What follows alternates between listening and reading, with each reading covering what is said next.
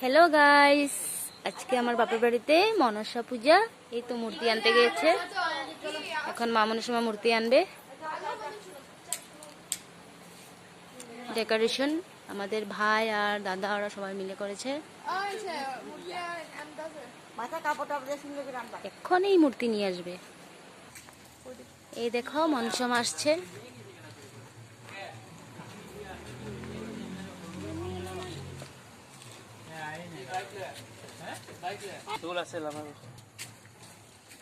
ওইদিকে যাইতে লাগবো মনে হয়।